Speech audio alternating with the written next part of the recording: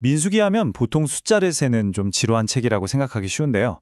근데 사실 그게 전부가 아닙니다. 오히려 한 세대가 겪는 엄청난 여정, 그 속에서의 시험과 실패, 그리고 그럼에도 불구하고 그들을 놓치지 않는 신실함에 대한 이야기라고 할 수 있죠. 자, 오늘 이 민수기의 여정을 한번 따라가 보겠습니다. 한번 생각해 보세요.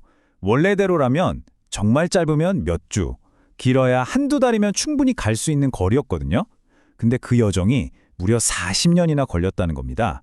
아니 도대체 왜 그랬을까요? 바로 이 질문이 민수기 전체를 이해하는 가장 중요한 열쇠라고 할 수 있습니다. 우리가 민수기라고 부르는 이 책, 이름만 들으면 인구조사, 그러니까 백성의 수를 세는 내용 같잖아요. 맞습니다. 실제로 그런 내용이 있어요. 그런데요, 원래 히브리어 이름은 그 뜻이 전혀 다릅니다. 바로 버미드바르, 광야에서라는 뜻이에요. 이 이름이 훨씬 더 민수기의 본질을 잘 보여주죠. 모든 이야기가 바로 이 광야라는 무대에서 펼쳐지거든요. 자, 그럼 이제 본격적으로 여정을 시작해 볼까요? 이스라엘 백성이 시내산에서 하나님의 율법을 받고 이제 드디어 젖과 꿀이 흐른다는 그 약속의 땅을 향해서 출발합니다. 처음엔 정말 희망에 가득 찼겠죠. 하지만 이들이 발을 들여놓은 곳은 바로 시험의 무대, 광야였습니다. 민수기 이야기만 딱 떼어서 보면 좀 이해가 어려울 수 있어요. 그래서 전체적인 그림을 한번 짚고 넘어가는 게 좋은데요. 보세요. 이 모든 건 창세기에서 시작된 하나의 약속에서 출발합니다. 그 약속을 이룰 민족이 출애굽기에서 구원을 받고 레위기에서 어떻게 거룩하게 살아야 하는지를 배우죠. 그리고 나서 민수기에 와서 드디어 그 약속의 땅으로 가는 여정이 시작되는데 바로 여기서 진짜 시험이 시작되는 겁니다. 민수기를 읽다 보면 아주 재미있는 구조가 눈에 띄는데요. 책의 시작과 끝에 인구조사를 2번 하거든요. 이게 그냥 단순한 숫자 세기가 아니에요. 이 2번의 조사를 기준으로 완전히 다른 두 세대의 이야기가 펼쳐집니다. 이 구조를 이해하면 민수기가 전하려는 핵심 메시지가 확 와닿게 되죠. 자, 한번 비교해 볼까요? 첫 번째 인구조사는 여정을 막 시작하기 전에 이집트에서 탈출한 바로 그 세대를 대상으로 합니다. 기적을 맛본 세대죠. 그런데 결과는 어땠을까요? 안타깝게도 불순종으로 광야에서 전부 사라지고 맙니다. 그리고 40년이 흐른 뒤에 두 번째 인구조사를 해요. 이번엔 광야에서 태어난 새로운 세대입니다. 이들이 바로 약속의 땅에 들어갈 준비를 하는 세대가 되죠. 정말 엄청난 차이 아닌가요? 두 세대의 차이가 여기서 더 분명하게 드러납니다. 먼저 첫 번째 세대, 이들은 이집트에서 노예 생활을 하다가 정말 기적적으로 구원받았잖아요. 그런데도 끊임없이 불평하고 불순종하다가 결국 믿음의 시험에서 떨어지고 맙니다. 반면에 새로운 세대는 어땠을까요? 태어나 보니 광야였어요.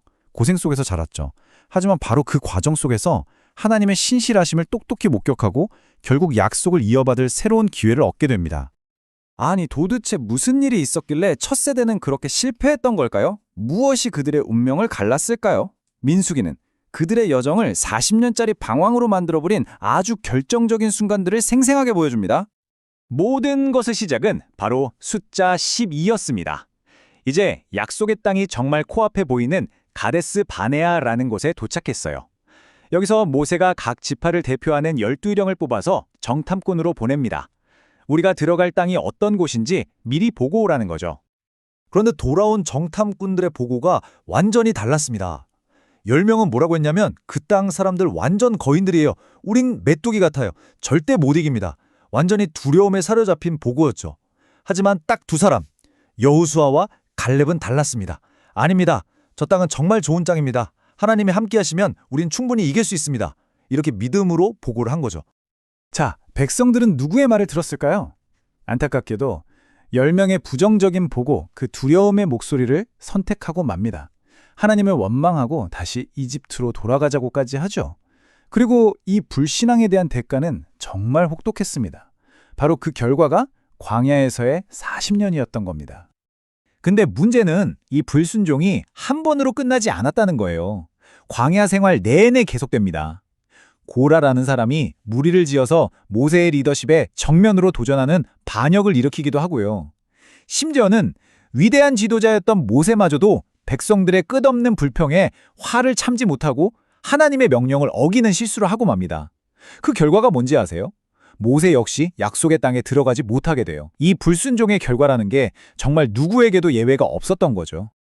자, 그럼 이 실패로 가득한 이야기가 그냥 과거의 슬픈 역사로만 끝나는 걸까요? 아닙니다.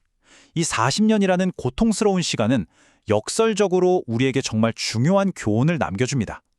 민수기가 진짜 하고 싶은 이야기는 이제부터 시작될지도 몰라요. 민수기의 핵심을 한눈에 보면 이렇습니다. 보세요. 인간의 불순종은 계속해서 나타납니다. 정말 끝도 없이요. 하지만 그걸 훨씬 뛰어넘는 게 있습니다. 바로 하나님의 신실하심이죠. 그리고 또 하나, 실패한 세대에도 불구하고 새로운 세대에게 다시 기회를 주시는 하나님의 계획입니다.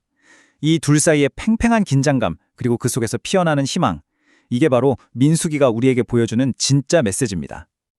결국 민수기 전체를 한 문장으로 줄이면 바로 이겁니다. 백성은 끊임없이 불평하고 반역했지만 하나님은 약속을 지키시고 끝까지 그들을 인도하셨다. 인간은 약해서 계속 넘어지지만 하나님의 계획과 그분의 인도는 결코 멈추지 않는다는 것. 이게 바로 그 40년의 광야가 우리에게 똑똑히 보여주는 진실입니다. 그런데 정말 놀라운 건요. 이 민수기의 이야기가 여기서 끝나지 않는다는 겁니다. 수백 년이 흐른 뒤 신약 성경에서 이 광야 이야기가 다시 등장해요. 훨씬 더 깊고 놀라운 의미를 가지고 말이죠. 이걸 한번 보세요. 정말 소름 돋는 연결점인데요.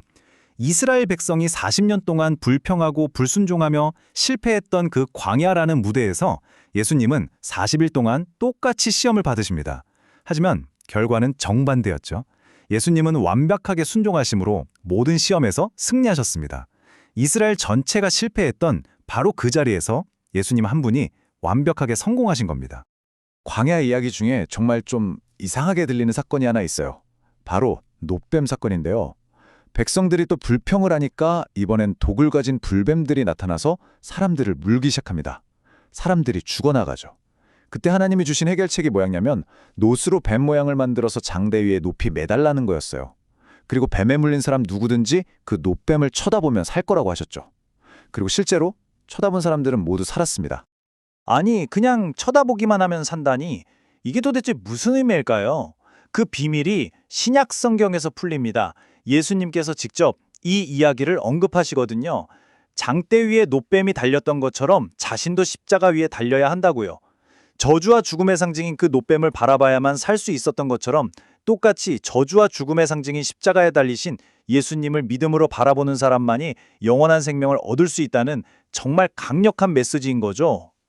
자, 그럼 이 먼 옛날의 광야 이야기가 오늘을 살아가는 우리에게는 어떤 의미가 있을까요?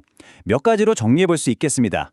우리의 삶에서 불평 대신 감사를 선택하는 것, 또 작은 일에서부터 순종을 연습하는 것, 그리고 인생의 광야 같은 힘든 시기를 지날 때 혼자가 아니라 공동체와 함께 의지하며 가는 법을 배우는 것, 그리고 무엇보다도 궁극적인 구원은 우리의 노력이 아니라 십자가를 바라보는 믿음에서 온다는 사실을 잊지 않는 것입니다. 오늘 이야기를 마무리하면서 마지막으로 이 질문을 한번 스스로에게 던져보면 좋겠습니다. 우리 모두 각자의 인생이라는 여정을 걷고 있잖아요. 그렇다면 지금, 바로 지금 여러분이 지나고 있는 광야는 어떤 모습인가요? 그리고 그 시간들이 여러분에게 무엇을 가르쳐주고 있나요? 어쩌면 민수기의 이야기는 바로 그 광야 한가운데 서 있는 우리 각자에게 말을 걸고 있는지도 모르겠습니다.